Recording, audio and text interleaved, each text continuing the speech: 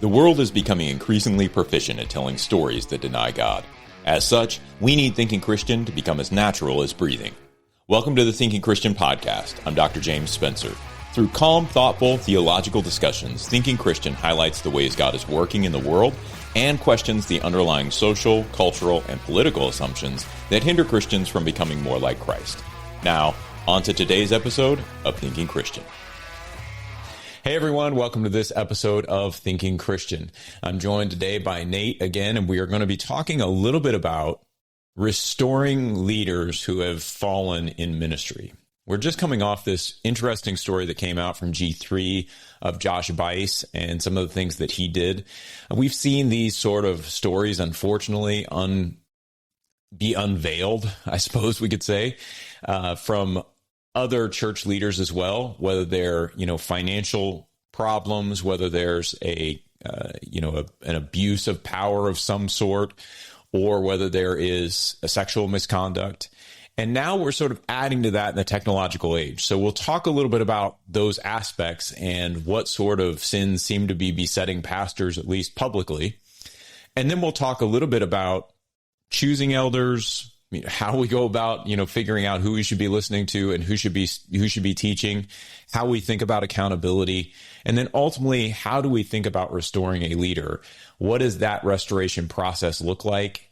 Is it the same in every case? We're going to dig into those questions. So that's what we're going to be doing today on Thinking Christian. And Nate, welcome to the show, man. Yeah, thanks for having me. I'm excited to dive in this with you. It's always good conversation. Yeah, I think this is a really crucial issue. I would sit back and say, I guess, that one of the things that I find so troubling about all of these stories that we hear about pastors who have these ultimate moral failings that at the very least disqualify them from leadership for a time, is that it just keeps happening. Now, part of me says, well, we're all sinful. And so if, what's the percentage of pastors that you really should be shooting for? It won't be 100%. There's always going to be these outliers who are doing bad acts that are going to disqualify them from ministry. But it does seem like these are piling up a bit. And it doesn't seem like we understand exactly why they're piling up, nor does it necessarily seem like we have a good understanding of the criteria that we need to be evaluating as we're hiring a pastor, as we're listening to a teacher, as we're installing an elder, whatever that looks like, choosing a leader for a ministry. It doesn't seem like we have the right criteria to figure out, okay, is this person really going to be solid in ministry? And how do we help them sustain their integrity across their time in ministry? I think these are really crucial questions. Yeah, totally. I think it's so crucial to have the right people surrounding you. Just like a CEO needs to hire to his weakness, he needs to have people around him to help him see blind spots.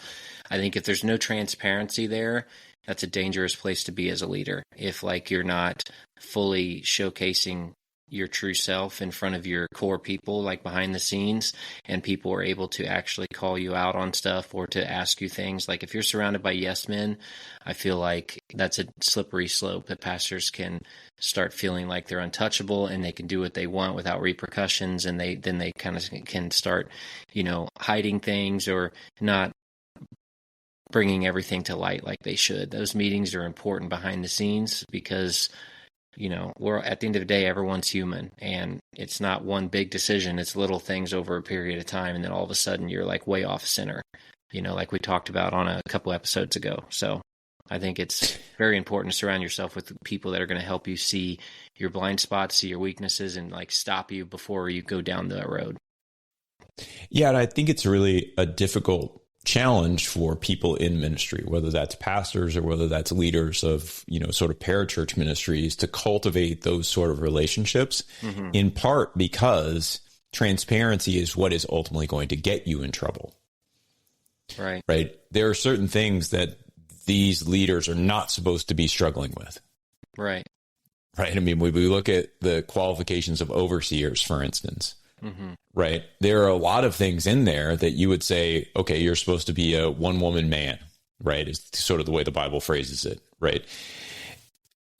Well, does that mean that if you have a pornography problem, you never should have been in the place anyway? But now that we have anonymous pornography on the internet, right, via technology that can be accessed with relative anonymity, how would you ever know? And if someone has sort of pinned their hopes on, I want to be in ministry, I want to be doing this job, I feel God has called me this job. Now what happens when you're asked to disclose your activities with regard to sex and pornography and those kind of things? You can't really just admit that. Like there's a tension there. Right, totally. Right. And so I think in part there's a difficulty here where we've just got to struggle with this a little bit and say, yes, ideally transparency is what is needed. But the reality is that transparency is also what is going to disqualify many people. Or they may feel like that's going to disqualify them. Yep.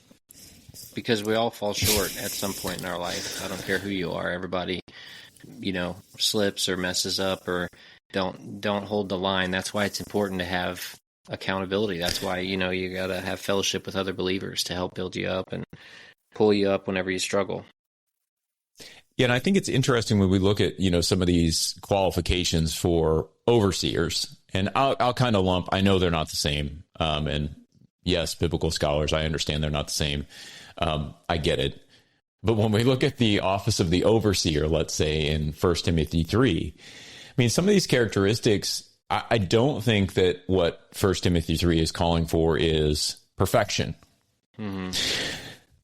I also don't think that 1 Timothy 3 is saying, oh, the occasional slip is okay. Right. Especially not on some of these. So if you look at them, I think how we should be reading some of these characteristics, and I'll read through the list. But my tendency is to think that this is the consistent character that a person who can be installed as an overseer is to exhibit. This is who they are. And we'll see this coming out in some of them. So for instance, the overseer must be above reproach. Well, being above reproach, that means that, nobody, not just that nobody can pin anything on you, right? But that there really isn't anything to pin. You have the husband of one wife, right? Kind of already talked about that. It's difficult to be the husband of one wife if, every, couple of years I'm cheating on my wife or something like that. Right. It's like, well, is that so occasional that it's not a big deal? How does all that work? Right. And there's a lot that we could get into there, but I don't want to belabor the point. But the next characteristic, sober-minded, self-controlled, respectable, hospitable, able to teach, not a drunkard, not violent, but gentle, not quarrelsome, not a lover of money, managing his own household well, with all dignity, keeping his children submissive. For if someone does not know how to manage his own household, how will he care for God's church? He must not be a recent convert, or he may become puffed up with conceit and fall into the condemnation of the devil. Moreover, he must be well thought of by outsiders, so that he may not fall into disgrace, into the snare of the devil. Now, that's just one of the times that this sort of list is put out there. But when you read it, what are we seeing? I think part of what we're seeing is overseers need to have a maturity in all aspects of life. They need to be well seasoned in the faith, right? They shouldn't be a new convert. I think the way we almost need to begin translating that into the new world here is these are people who have been well discipled. Right? I mean, you can be an old Christian, having been a Christian for a very long time, 10, 15, 20 years, but not really exhibit the sort of maturity that you need to. Right. We see this in the book of Hebrews, right? You should be teaching the weightier things, and yet I need to give you spiritual milk. right? There hasn't been a maturity developed there. And so I think that's sort of what we're looking at here. And then that begs the question, then, if that's the sort of maturity we should be looking for here, does that mean if somebody flies off the handle once, they should be disqualified as an overseer?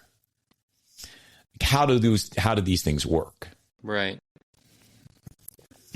Yeah, totally. So I don't know. Those are just some of the questions I think we need to dig into. This situation. Let's talk a little bit about Josh Buice, because I do think it's an interesting sort of situation.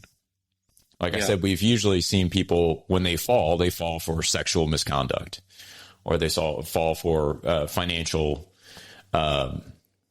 malfeasance of some sort, or they're, there's an abuse of power, a domineering leadership style, a way of setting up your elder board so that these elders really aren't guiding anything. They're just there to rubber stamp whatever it is that you want to do.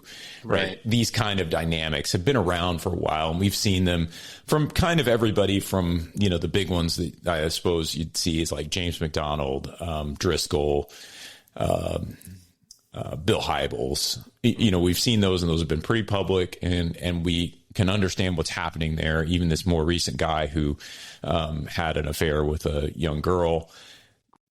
Like, all of these are clear and present problems. They're very tangible. We can understand what's going on there. And this could have happened in any age of the church. Right.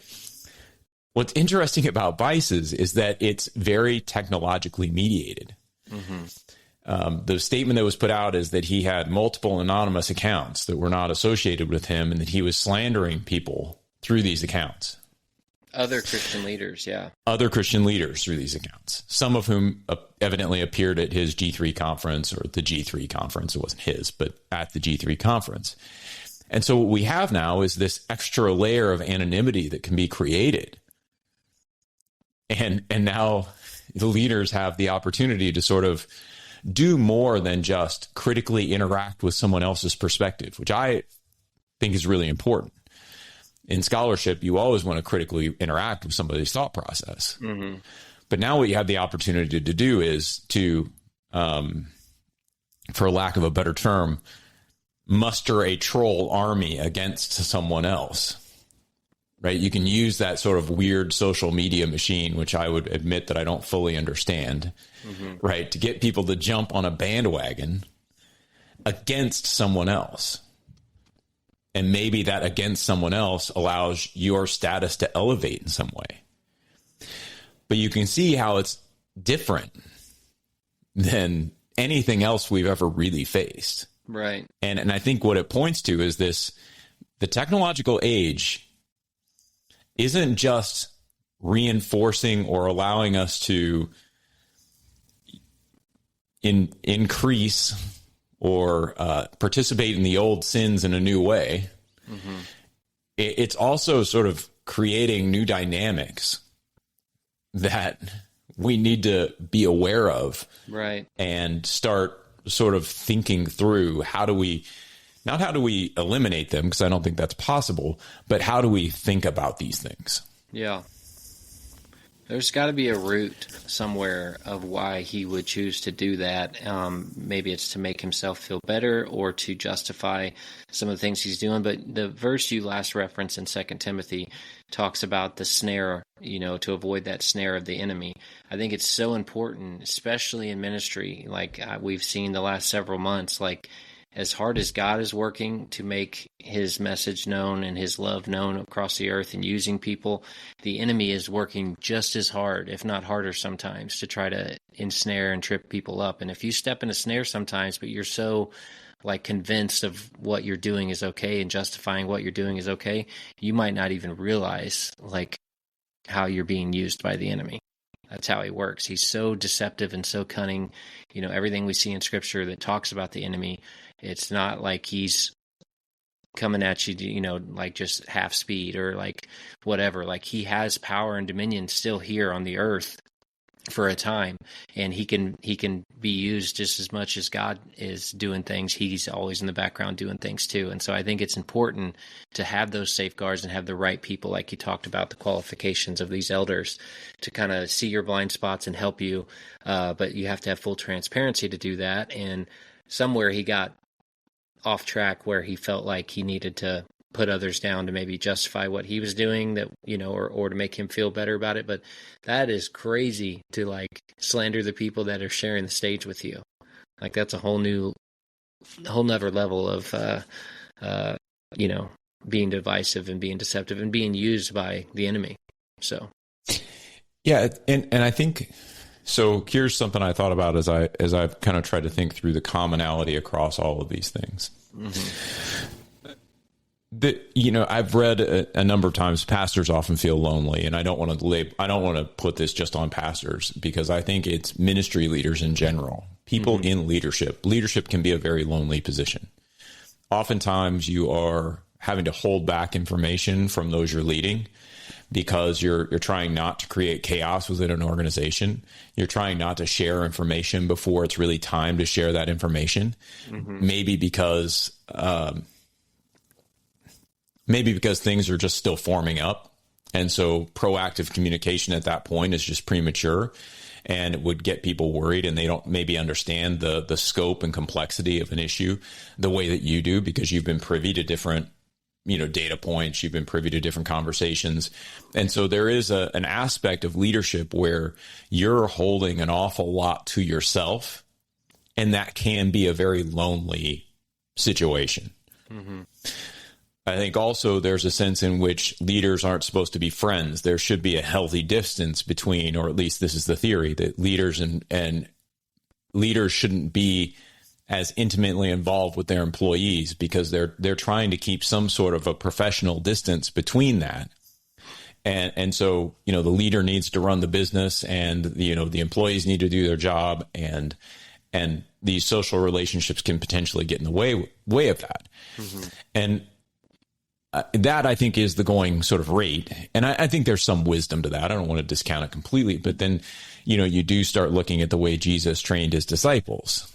And you ask yourself, even the way that we see Paul and Peter doing this with the communities that they're involved with.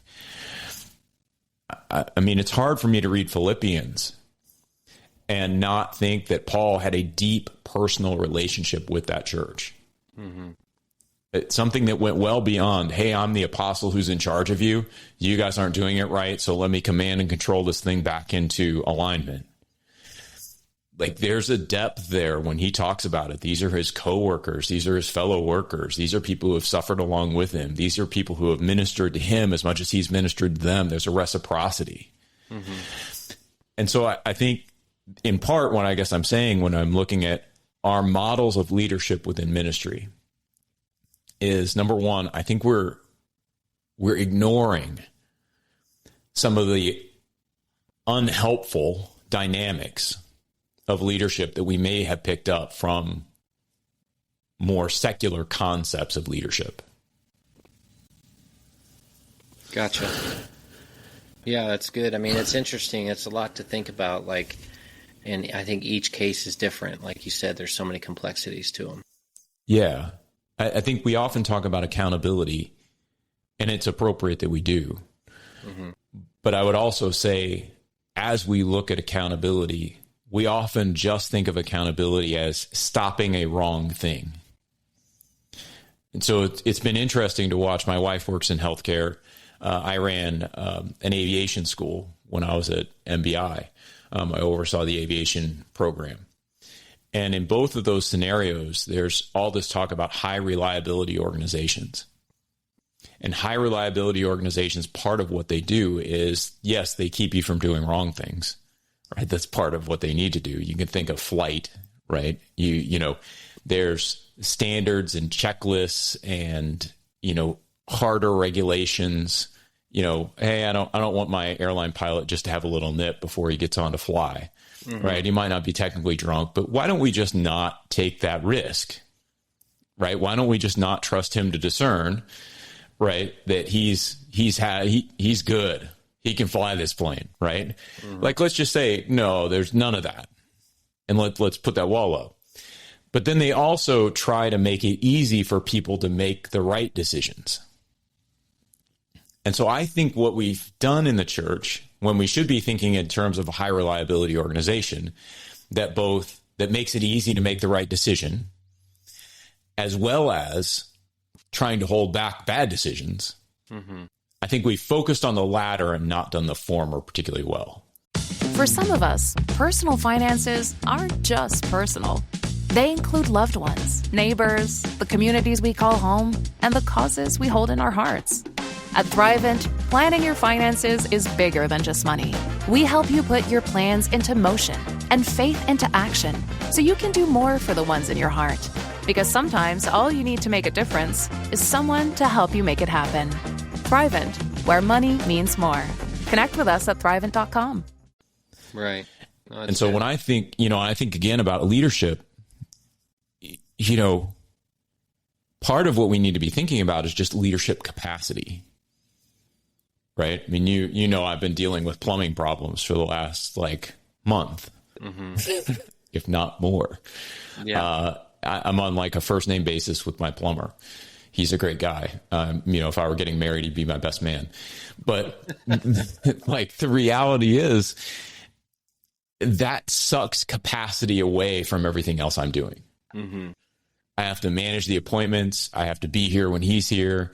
There's the added, concern of is this going to seep into the walls? Do I need to replace drywall? Do I need to get a contractor in? Do I need, how do I need to handle this with insurance? These are things that on a normal day-to-day basis, I don't deal with. Right. These are special pressures now that are pushing in, and they're taking away from my normal capacities. Sure. And I think we when you think about that in terms of capacity for a leader, what we have to recognize is everybody's going to have a particular capacity, right? And so as we're looking at this, we need to be asking, as ministries, as Christians, does our leader actually have this capacity? Or are we pushing him or her beyond their capacity and still expecting their integrity to hold? I think that's a really crucial way for us to look at this. Yeah, totally. Because at the end of the day, everybody's still human, and people have their limits, as we all see. And if I think that's right on the money, James. We have to make sure, and then also we got to make sure they're taking breaks, that they have healthy relationships at home with their kids, with everyone else. And I was thinking, we were talking beforehand, if he's willing to do that, somebody like that's willing to create an alias just to slander someone else to either make yourself feel better or just to, deal with bitterness you're harboring towards somebody or something, that's not a good place to be, because if you're doing that behind the scenes, you're probably doing that with the relationships on your staff or people that you work with on a daily basis too. And so there should be telltale signs, there should be somebody there that starts to see the writing on the wall that can kind of be like, hey, let's talk about this. Let's kind of figure out what's going on so we can set up some safeguards so this doesn't turn into a problem. Yeah, I always go back to, and hopefully this will sort of frame it for people. And I don't want to try to make an excuse for bad behavior. That's not at all my attempt here. I think bad behavior, as we read in 1 Timothy 5, when you have an elder who sins, they are to be rebuked publicly.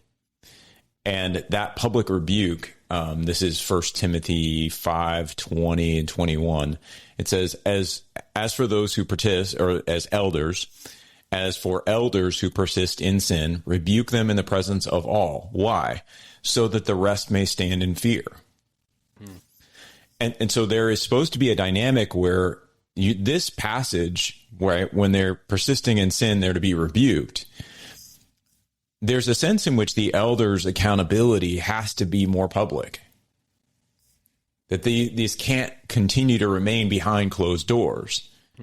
Because what it then encourages is, and if I'm just sort of extrapolating from this passage, what it encourages is, okay, there's a point to which, if I'm smart, I can get away with this. And I can then construct in my own mind a trade-off. And I can say, these little compromises that I'm making along the way,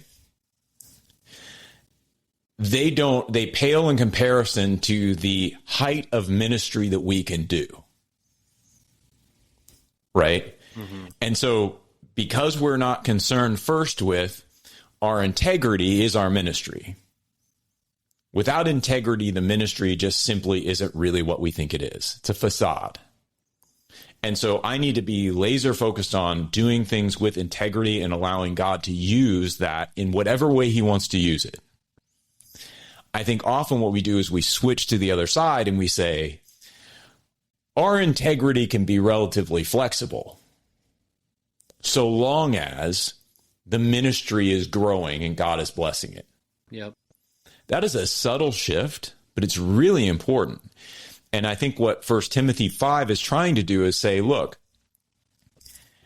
you got to stay on this side of the fence. The integrity actually matters. Right. Right?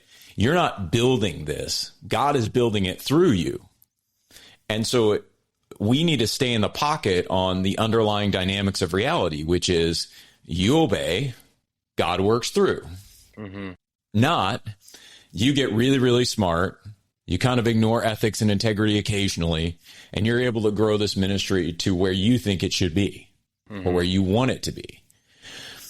Those are two slightly different mindsets. But I will say, in saying all that, what I would say is I think a lot of times we're pressuring leaders to bend on integrity a little bit, grow the ministry, get big. There's financial pressures. There are, there's a, I don't know whether I call it an addiction, but there is something addictive or seductive is the word I'm looking for about having a big platform, having big influence apart from the money. Right. And so I think to the extent that ministries are pressuring their leaders to do this, as opposed to just saying, but you have to do this with integrity, period. And if the results come, that's amazing. If not, the ministry may not last, but we've done it with integrity. We can be sure that either God was or was not in it. Yeah. I don't get the impression that that's actually the way we work out our ministries oftentimes. Sure. Yeah, I think it's really easy, like I said earlier, the slippery slope, like at some point when you start to rise and you get a bigger platform and things are successful and you get like some of these pastors, they start getting shows or like they get picked up by networks or whatever. And then there's more pressure to like, look at the numbers and like try to grow. And it in the beginning might be like he must increase, I must decrease, but somewhere along the road, it becomes more about the person than it does about Christ. And there's a shift, like you said there, that's really dangerous. But I mean, it's subtle. It's not like, nobody sets out to be like, okay, I'm going to get to a certain point and then I'm just going to do my own thing. And then I'll just kind of tow God along with me.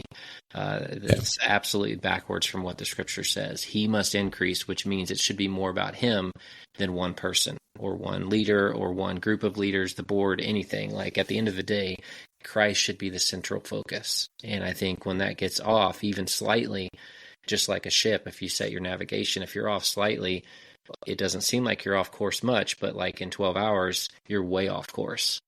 Right. I do think that's a good analogy, Nate. I mean, I think that at the end of the day, what we're looking at there is we're saying either I'm the focus or we're putting so much weight on leaders to build this. Right. And the ministry becomes sort of the thing that takes up all our attention, whether it's the singular leader or the group of people around that leader who are sort of pushing this thing. And this becomes the fetish. It becomes, theologically, I suppose we call it an idol of some sort. Right. And we start orienting ourselves toward the idol and we start figuring out strategies to serve that idol.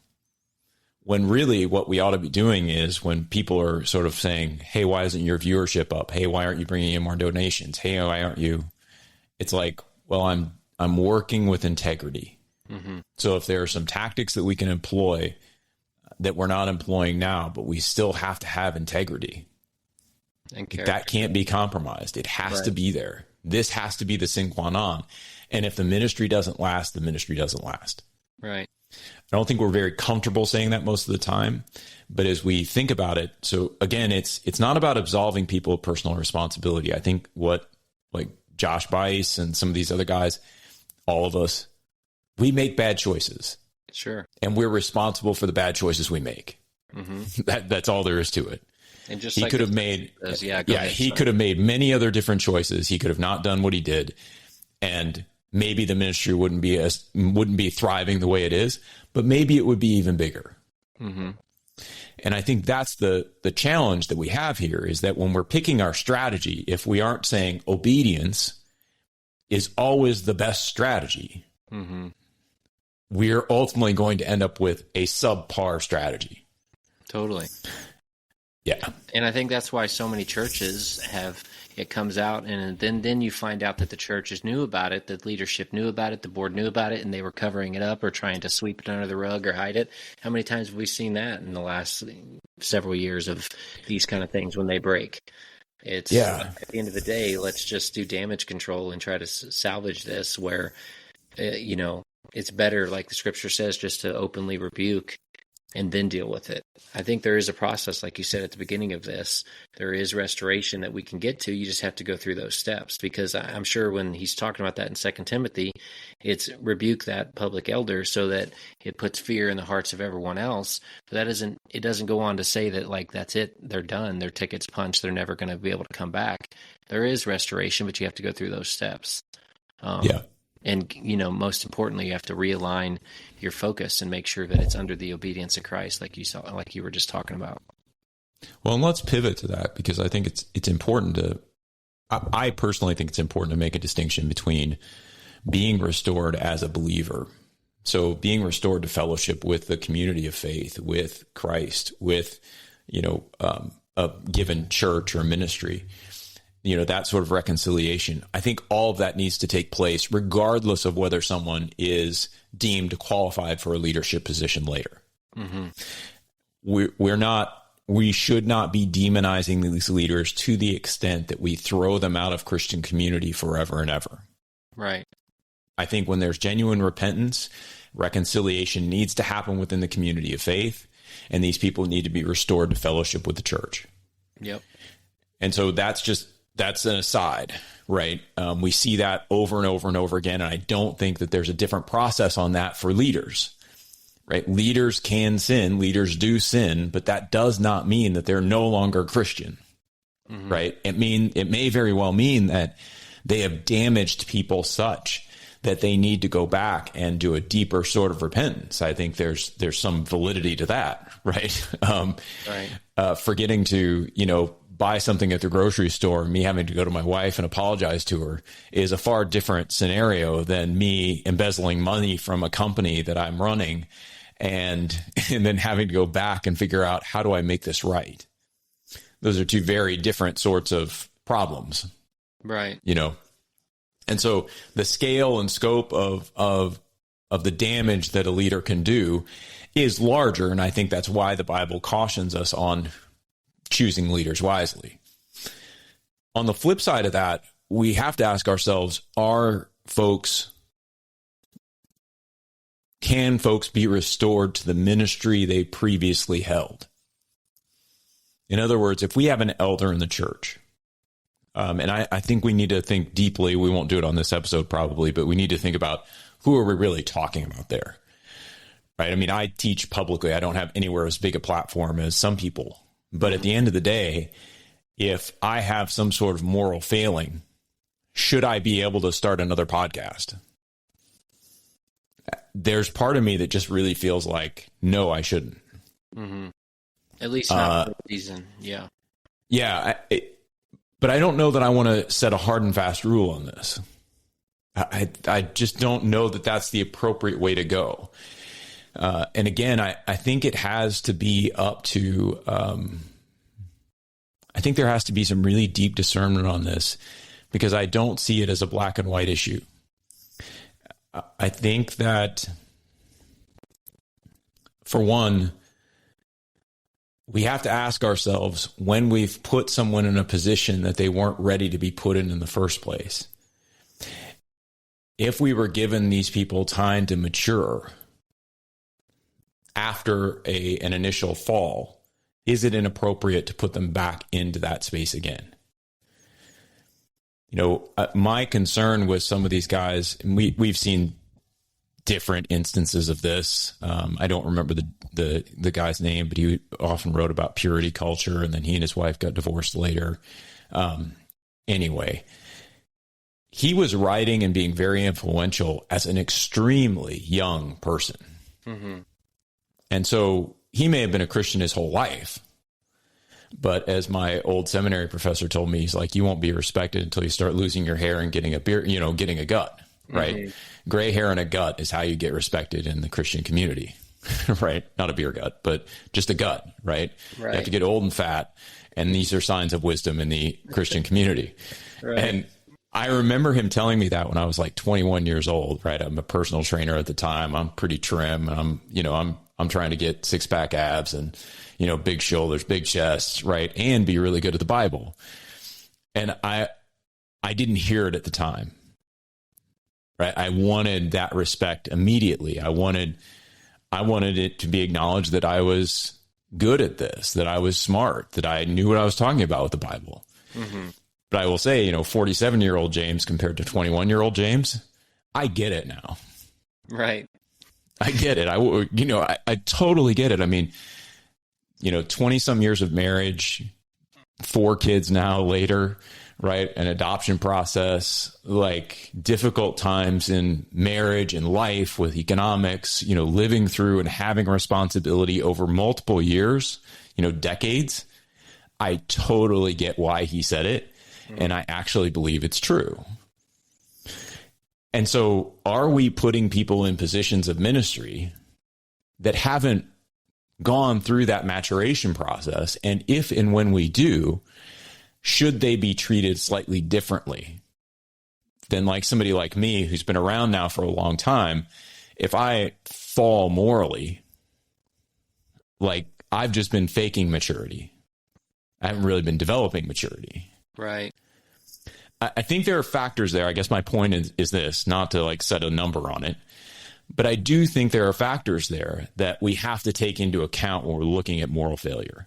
And we have to ask ourselves whether or not we put someone in a position they weren't really ready for, and how we as a Christian community think about that, 2 decades later, mm-hmm. when this guy has come to maturity, learned his lesson, moved away from the sins of the past, and now is that person capable of being reinstalled?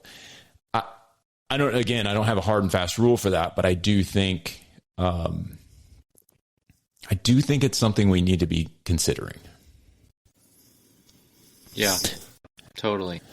And you hit the nail on the head. I mean, when you talked about earlier, if you look at a church of 300 people, for instance, like a good percentage of them have probably been serving Christ for decades or long periods of time in their life, but it's hard to really know where each of them stand internally on their walk, if they're actually maturing, if they're actually being discipled, if they're growing, or if they've just been coasting for a long period of time. And we all have seasons of that where we kind of go through that, where we're not maturing, we're kind of just like stagnant or kind of standing at the same place. And I think that's why it's so important to have people that really get an inside look of transparency of you and your life and where you're at, for there to be true accountability and integrity, and make sure somebody's character can be in check. Because I've seen some pastors where it's like you can't question them, you can't examine them, you can't look under the surface, and that's not a good place to be, because we're all underneath God's authority, and we all need that accountability at times in our life. I know I certainly do. I don't always get it right. Yeah, I agree with you. And I think there's something to be said for pastors who are willing to take that sort of feedback. I would imagine being a pastor, being a ministry leader is really, it's taxing, right? Because you're constantly balancing. I'll give a story from when I was an academic dean, right? There were budget realities that I had to deal with, right? There's enrollment paradigms that I have to deal with. How many enrollments in a given program? How much am I paying the faculty allocated to that program? Is this program financially sustainable? Could I recruit for it if I did more over here to make it financially sustainable? Like all these things kind of come into play. Mm-hmm. And then you also have aspects of mission of the institution. And, you know, people would say, no, underwater basket weaving is the greatest thing we've ever had. We can't get rid of it. It's so missional. Paul was a basket weaver. You know, you have these sort of missional stories that kind of grow up around that. Right. And so as a leader, you're trying to thread a needle between being strategically stubborn and saying, look, you haven't given me any reason to rethink a decision to discontinue the underwater basket weaving program, right? Underwater basket weaving is just going to have to go, right? Because we just can't make it sustainable. Versus being friendly and bringing people along, right? And saying, look, I understand how deeply committed people are to the underwater basket weaving program, which was my favorite program ever, you know, and I know everybody loves this. And so I'm going to give it some time to let people kind of percolate on this. I'm going to give this some time for discussion. I'm going to give this some time to let people come to the same conclusion I'm coming to recognize the problem that I'm seeing and make the right decision for the organization with me. Mm-hmm. And you're always walking that line, right? And so I think as leaders think through, how are you supposed to be challenged in leadership? Part of that is just the strategic choices you're making. Why is it that you think this is the right direction? Mm-hmm. That's part of it. The other part of it is just as a human being, right?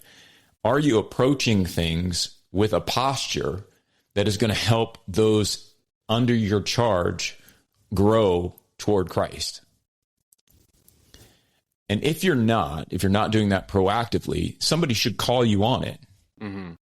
You know, if you're domineering, if you're lying, if you're manipulating, if you're moving people around like they're pieces on a chessboard, that's not good practice. You're not actually doing the function of the office that you're being called to do. Mm-hmm. You have to be called on that. For some of us, personal finances aren't just personal. They include loved ones, neighbors, the communities we call home, and the causes we hold in our hearts. At Thrivent, planning your finances is bigger than just money. We help you put your plans into motion and faith into action so you can do more for the ones in your heart. Because sometimes all you need to make a difference is someone to help you make it happen. Thrivent, where money means more. Connect with us at Thrivent.com. But this is where I think some of the accountability starts to break down. And I don't want to boil it all down to, look, it's a dichotomy between integrity and ministry outcomes, right? It's a fight always between those two. I don't think that's the case. Mm-hmm. But I would say that my guess is that when we look at our leaders, our first thought is not, are they an integrous person? Our first thought, we may quickly move past that to ask, how big's their following? Just give an example. I was listening to a podcast the other day on Christian publishing, and one of the things they were talking about was how they choose what books to actually publish. And one of the big criteria is whether or not you have a platform that will allow the publisher to sell books. Mm. Now, there were other things. I don't want to make it seem like it was just a straight up trade, platform for publishing, right? It wasn't that. There needed to be some substance to the work. There needed to be no publisher wants the PR nightmare of a big platform that all of a sudden falls into a moral conundrum, right? Nobody wants that either. And so they are checking some of those things. But even the person who was on the podcast was saying that when they look at this, there are books that they would really love to publish, but have no platform, and so they don't. Mm-hmm. And there are books that they publish that they know are sort of like, they didn't describe it like this, but I just, the easy way to say it is like, these are C+ books. But because the person has a platform, they'll publish it. Mm. And so we've got these dynamics, right? And I mean, we can say that. We can say the money, but at the end of the day, it's a true concern. It's just not doing us any favors when we're looking, I think, at leadership and how the church would actually run. Our money-oriented mentality, our results-oriented mentality is what I would say. Mm-hmm. It's not just about money, but our results-oriented mentality, our desire for influence, our desire for growth and expansion. I don't think it's doing us any favors, especially when it's decoupled from a deep desire for our ministers to have this level of integrity that we're talking about. Right.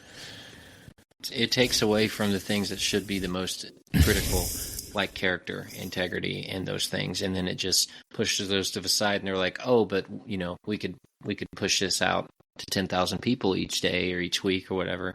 So that's right. And it's justification. And, at the end of the day, that's the human condition. I think that's something that we're always going to see, no matter what. I would say the other dynamic we have here, Nate, and getting back to this topic of restoration, how are leaders restored? I think a leader that operates outside of authority in their first run, right? Let's say, someone's been had an abuse of power, let's say, right? They've been abusing their power, and their elder board finally has enough pressure put on them that they have to oust this guy.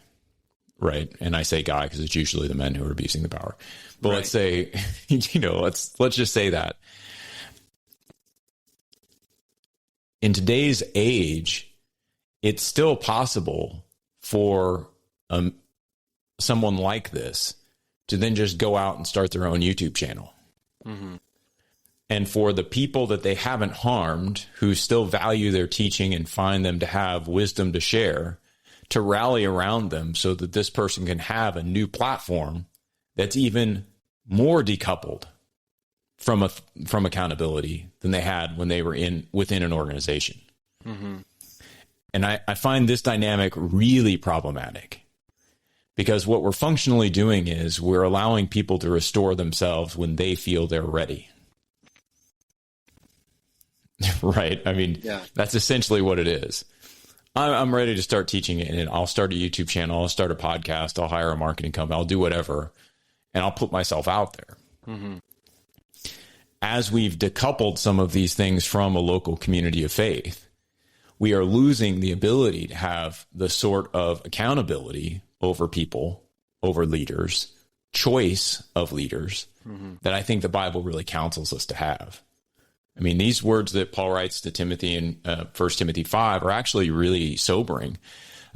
He says, do not be hasty in the laying on of hands. In other words, as you're picking the elders, don't do this hastily, right? Nor take part in the sins of others. Keep yourself pure.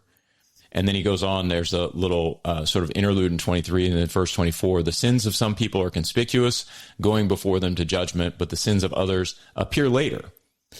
So also good works are conspicuous, and even those that are not cannot remain hidden. And so what he's counseling Timothy here is not to be cautious in choosing elders of the church, to be cautious about who is put in charge. And I think if we sort of bend this a little bit, and I would say this is an application, certainly not an interpretation, but I think we need to be, as individuals, exercising the same sort of discernment with the people that we're listening to online, the people whose podcasts we're listening to, because we are so detached from them, right? Even this podcast, right? I would say, folks, if you're listening to this podcast in lieu of being involved in a local church and congregation and having a teaching authority over you, having a congregation that you're in fellowship with, don't. Stop doing that. Go and find a local congregation. I get that and I would say it's probably a very small number of people who can't actually get to a church, right? For whom biblical teaching and preaching and stuff like that is delivered online is actually really helpful. My concern is that a lot of people who can get to a local congregation are either replacing these sort of online interactions with local congregation, or they're allowing popular preachers and teachers to drive an agenda back into their local congregation that has nothing to do with that local congregation. And so my encouragement for people would be all of this kind of podcasting, anything you watch online, any video, I don't care who it is, it should be supplemental, right? It should be something that you do in addition to being rooted in a local congregation. And I would say that's something I've had to come to over years of just sort of maturing again as a Christian, is to say, yeah, I really think local congregational ministry is actually pretty crucial for us right now. Because you don't have any idea, at the end of the day, you really have no idea who I am. Mm-hmm. Until there's a late breaking story about, my financial malfeasance or, something crazy like that, right? Where you don't know. Mm-hmm. And so I think we have to be careful about who we authorize, would be all I'm saying. Well, and I think if you look at every single case where something comes to light, there's always people that were really close to them that are like, what? I did not even see that coming. Like, I had no clue. So that just goes to show how much that human condition we've been talking about, not one big decision, but little tiny decisions over time, snowballing over a course of somebody's life, and it becoming more about them and not about the mission, not about the kingdom of God, not about obedience underneath Christ, sitting underneath that. I think people are always shocked, and they always will be. I mean, we've both had that probably personally in our lives. We're like, whoa, I didn't see that coming from that person. So you can feel like even for years you know somebody, but people can keep one part of themselves like away from everybody else. It's just definitely. It's very, very easy to do, and I think that's one commonality we see with all of these things. And I don't think anyone ever stepped out to do it. It's just over a course of time, little tiny. It's like death by 1,000 cuts kind of a thing. Well, and I will say, I think, that might be one benefit. We've kind of talked a little bit about technology and how it allows us to do bad things. It's probably one of the things that allows for, the anonymity is bad, but there's also the surveillance aspect that is certainly troubling in a number of ways, but can also serve to keep us honest. Mm-hmm. I would assume it's much harder to do bad things nowadays than it used to be. Right. How many places can you really think about walking into and assume that nobody's filming you? Assume that there's not going to be some sort of digital record that you were there. Assume that, I don't know. It just seems to me like it would be very difficult nowadays if I really wanted to go out and do bad things. Mm-hmm. I don't even know how I'd plan to do them and think I could get away with it. Right. Totally. Go ahead. I'm always impressed is the wrong word, but I am always amazed at how long people can get by with some of this stuff because they are so out there. Right. And once you move up to that certain level of being a public figure, you're even more under a microscope. Right. It just seems to me like as the internet gets more sophisticated, as we get more into more of a voyeuristic culture, maybe we could say, mm-hmm. It seems to me like it would be extremely difficult for certain bad acts to continue taking place. I mean, again, Josh Buice, if he did this, 20, 30 years ago when the internet was fresh, right? I think that's even overshooting it. But I mean, people barely understood how to use email or AOL or anything like that. Like nobody's finding this out.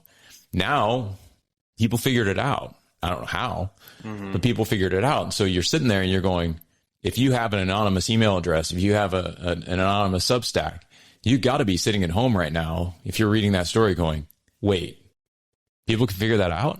Yeah. It's like you've never watched a movie ever. Of course, people can figure that out. Right. And so I think there's just there is something good about that. I would just also say, I think as sort of a final thought on restoration. And, at the end of the day, I think we really need to I think the scriptures give us ample warrant to be cautious about who we install as elders, who we, and I would say by extension, who we restore to ministry after sin. So I'm not advocating for sort of the flippant, well, they repented and they did some work over the last year, and so let's bring it back in. I'm not on that. I'm not in that camp. I think those instances would be very few and far between for me. And that when a leader has demonstrated a pattern of even something like spiritual abuse, or like this latest one with slander or what have you, I think that takes longer than a year to unwind.